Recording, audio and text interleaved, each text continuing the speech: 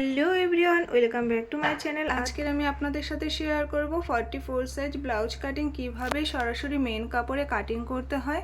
সূত্র ধরে step by step দেখিয়েছি, তো স্কিপ না করে পুরো ভিডিওটা দেখুন। আশা করি সম্পূর্ণ ভিডিওটা আপনারা বুঝতে পারবেন। তো চলুন বন্ধুরা, ভিডিওটি শুরু করা যাক। তো প্রথমে ব্যাক পার্ট কাটিং করব, তারপরে front part. Back part cutting করার জন্য একটি কাপড়কে দুটি ভাঁজ করে নিয়েছি। তো আমার হাতের সাইড আছে জোড়া সাইড, অপর দিকে আছে খোলা সাইড। তো প্রথমে ঝুলের মাপটি নিয়ে নেব। তো ঝুল যা হবে তার থেকে 1 ইঞ্চি নিতে হবে। তো আমি এখানে ঝুল ছিল 15 ইঞ্চি, আর 1 ইঞ্চি এক্সট্রা নিয়ে 16 ইঞ্চি নিয়ে নেব। এরপরে এখান থেকে নেব পুটের মাপ। পুট নেব 6 ইঞ্চ। এরপর দাগটিকে স্ট্রেট করে টেনে দেব। এখন পুট যেখানে শেষ হয়েছে সেখান থেকে নেব আরমোলের মাপটি। তো আরমোল নেব 6 ইঞ্চ। এরপর দেখব এখান থেকে মাপটি ঠিক আছে কি না, নিয়ে তারপর স্ট্রেট করে দাগটি টেনে নেব।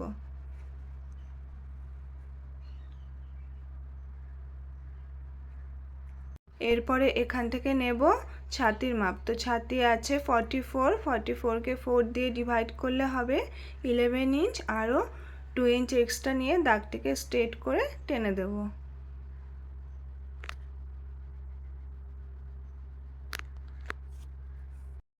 এরপরে কোমরের মাপটি নিয়ে নেব।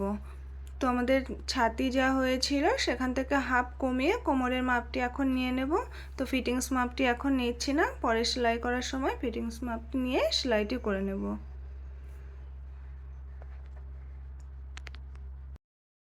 এখন গলার মাপটি নেব। তো গলার চওড়া নেব এখানে 2.5 ইঞ্চ এবং গলার লেন্থ নেব 9 ইঞ্চ। এখান থেকে গলার চওড়া নেব 3 ইঞ্চ। এরপর দাগ দুটি বক্স করে টেনে নেব। তো আপনারা যদি ফিতে দিতে চান তাহলে এখানে 3 ইঞ্চ গলার চওড়া নিতে পারেন। এরপরে আমি রাউন্ড শেপটি দিয়ে নেব। আপনারা আপনাদের পছন্দ মতো গলার শেপ দিতে পারেন। এরপরে আর্মহোলের শেপ নেব। তো এখান থেকে ওপরে 1.5 ইঞ্চি ওপরে একটি পয়েন্ট করলাম। এরপরে এখান থেকে হাফ ইঞ্চি একটি পয়েন্ট করলাম। এরপরে এই ফিতেটাকে এভাবে ধরে এর মিডিলটা বের করে এই শেপটি দিয়ে নেব।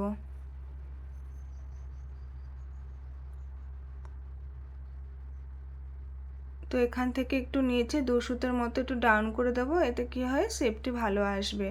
এরপরে এই যে হাফ ইঞ্চি নিয়েছিলাম এটা কিন্তু এখন আমি কাটবো না, এটা কিন্তু সামনে পার্টের জন্য, ঠিক আছে। তো এখানে কিন্তু পেছনের পার্ট কাটিং হচ্ছে, এটা আমি কাটিং করব না। এরপরে ব্যাক পার্টে যে টেকিংয়ের মাপটি হয় সেই মাপটি নিয়ে নেব। তো এখান থেকে চওড়া নেব 5 ইঞ্চ এবং লম্বা নেব 5 ইঞ্চ নিয়ে টেকিংয়ের মাপটি দিয়ে নেব। এরপরে দুপাশ থেকে হাফ ইঞ্চি করে 1 ইঞ্চি টেকিংয়ের জন্য সেলাই করতে হবে, ঠিক আছে।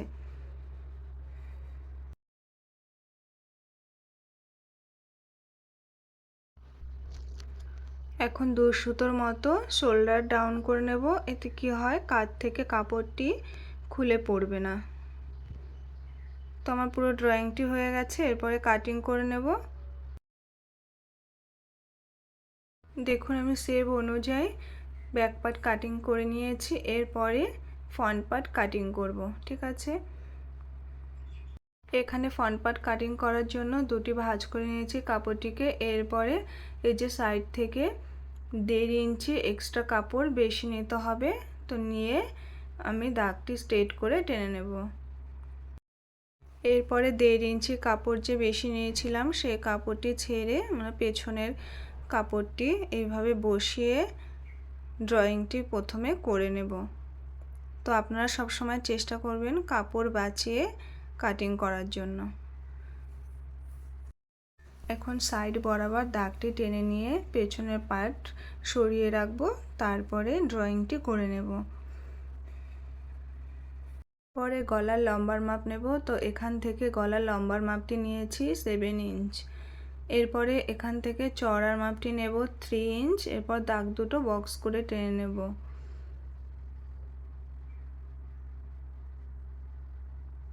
এরপরে শোল্ডার থেকে বাস পয়েন্টের মাপটি নেব। তো বাস পয়েন্ট আছে 10 ইঞ্চ, আরও 2 ইঞ্চ এক্সট্রা নেব। এই 2 ইঞ্চ এক্সট্রা সেলাই মার্জিনে চলে যাবে।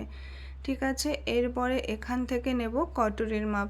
তো এই যে 1.5 ইঞ্চি আমি এক্সট্রা কাপড় নিয়েছিলাম সেখান থেকে ধরে কটরির মাপটি নিতে হবে। এইভাবে নেব, একবার ভালো করে দেখুন। এখানে আমাদের ছাতির মাপ আছে 44, তাকে 10 দিয়ে ডিভাইড করতে হবে, তাহলে হবে 4.4 ইঞ্চ। আরও প্লাস করে 4.4 ইঞ্চ নিতে হবে, তাহলে টোটাল এখানে হলো 8.8 ইঞ্চ। এর সাথে আরও 1.5 ইঞ্চ এক্সট্রা বেশি নিতে হবে।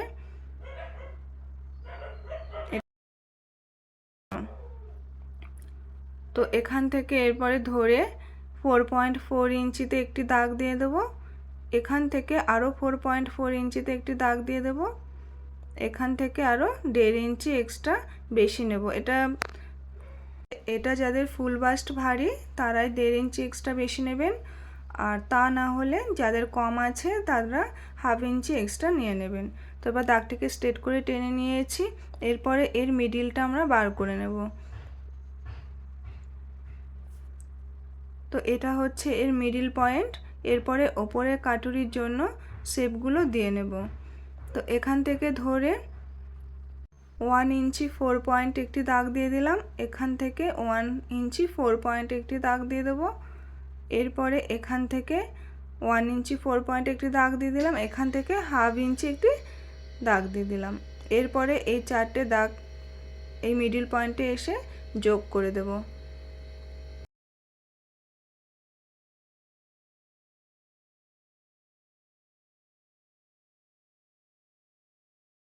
এরপরে এখান থেকে আরমোলের শেপটি দেব। তো 1/2 ইঞ্চি ডাউন করে আরমোলের শেপটি দিয়ে নেব। তো এরপরে এখান থেকে যে আরমোলের শেপটি দিয়েছি এখান থেকে ধরো 2.5 ইঞ্চিতে একটি দাগ দিয়ে দিয়েছি, এরপরে এখান থেকে 1 ইঞ্চি ওপরে একটি দাগ দিয়েছি। এই দুটো দাগ কিন্তু কম্পালসারি যে কোনো সাইজের জন্য। এখন এই 3টি দাগ এইভাবে মিলিয়ে নেব। এরপরে এই সাইড থেকে 1/2 ইঞ্চি এক্সট্রা বাড়িয়ে এই দাগটির সাথে কোনাকুনি করে টেনে নেব। এরপরে গলার রাউন্ড শেপ দিয়ে নেব। এখন আমাদের ওপরের কটরি তৈরি হয়ে গেছে, এখন নিচের কটরিটা তৈরি করব। তো দেখুন এখান থেকে এই মিডিল পয়েন্ট ধরে 4 ইঞ্চিতে একটি দাগ দিয়ে দিলাম, এরপরে এই দাগটিকে স্ট্রেট করে টেনে নেব। এরপরে দেখুন এখান থেকে 1/2 ইঞ্চি ওপরে একটি পয়েন্ট করে নেব, এরপরে হালকা করে একটি শেপ দিয়ে নেব। এখান থেকে দাগটি স্ট্রেট করে দিলাম। তো আমাদের দুটো কটারি রেডি হয়ে গেছে। এরপরে আমরা 3 নাম্বার পার্ট রেডি করব, ঠিক আছে।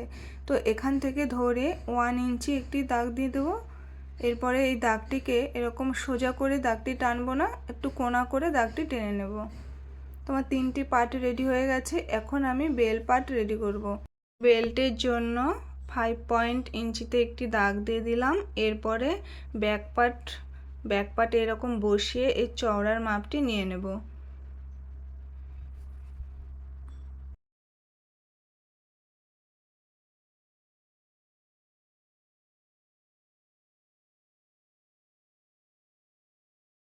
পরে এখান থেকে হালকা করে শেপটি দিয়ে নেব, ঠিক আছে। তো আমাদের পুরো ড্রয়িং করা এখানে কমপ্লিট হয়ে গেছে। এরপরে কাটিং করে নিচ্ছি। আমি শেপ অনুযায়ী কাটিং করে নিয়েছি।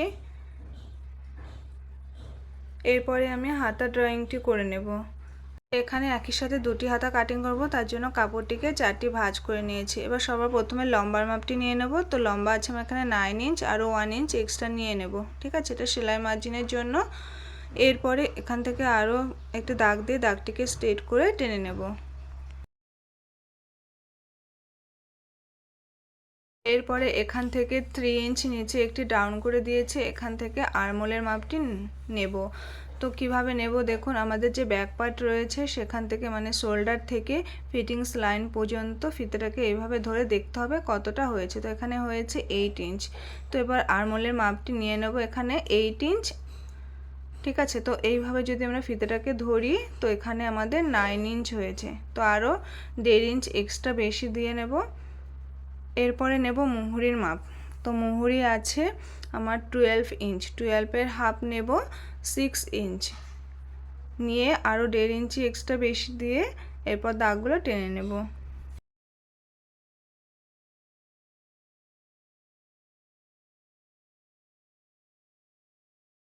এরপরে এখান থেকে ফিতাটা এইভাবে ধরে 2.5 ইঞ্চি একটি পয়েন্ট করে দিয়ে আমরা রাউন্ড শেপটি দিয়ে নেব।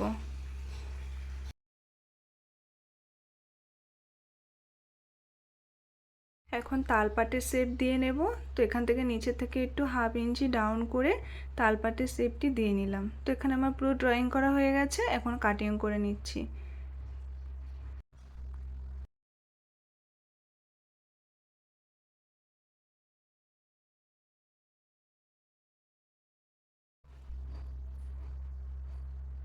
এখন কাপড়টি এভাবে মেলে নিয়ে তালপাটের যে শেপটি দিয়েছিলাম সেটা কাটিং করে নেব। পুরো সম্পূর্ণ কাটিং করা হয়ে গেছে। তো বন্ধুরা, আমার ভিডিওটা যদি আপনাদের ভালো লাগে তাহলে অবশ্যই আমার চ্যানেলটিকে সাবস্ক্রাইব করে পাশে থাকবেন। ধন্যবাদ।